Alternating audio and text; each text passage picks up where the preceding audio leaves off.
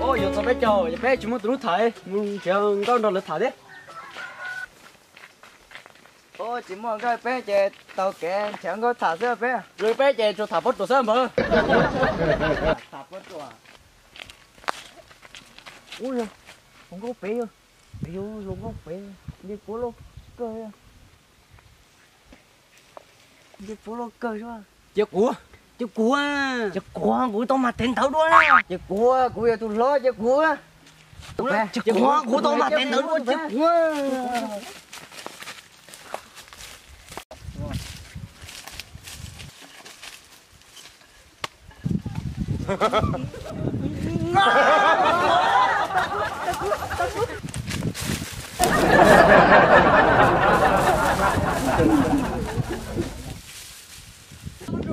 Bắt lo.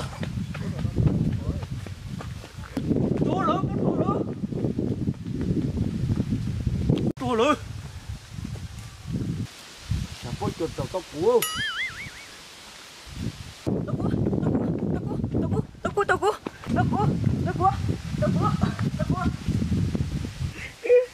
Ya cipa ngerti lah. Bắt được nhau nữa. Cái chuyện kia, cái chuyện kia, tuổi. Cái chuyện kia là cũng chơi tuổi. Tao cua mang kilo. Sao cô mà cái tính này làm mà.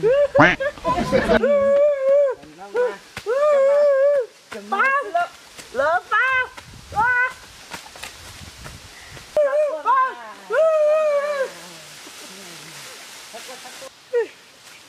Xin cái tài đi. Lại.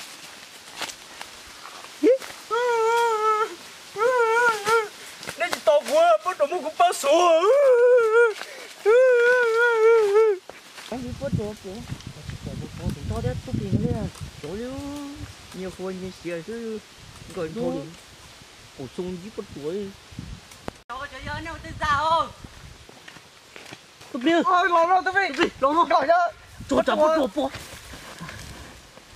Thế giờ này, điều từ ta, mình bỏ tiền thôi nè. Ô, chỉ bỏ ơi. Cho tôi mua nữa tôi đi cha. Cứ chơi đi bóng pít ta chơi rồi cổ nó ta. Tao có bỏ chuột mà bỏ thành thóc cừ na. Trời cha. Chế, người bỏ thóc mà bắt số. Mua, tao bắt chuột chi chở. Mua.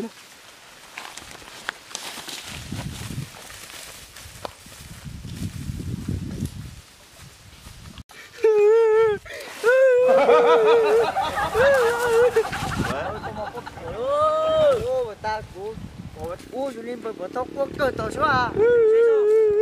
Ôi, Ôi cha làm vợ. Đi nè, ôi cha có. mà bắt số. Ô, mà bắt số dùng xe ra phía chi. Chả có một tuổi. Ôi, lại rồi na.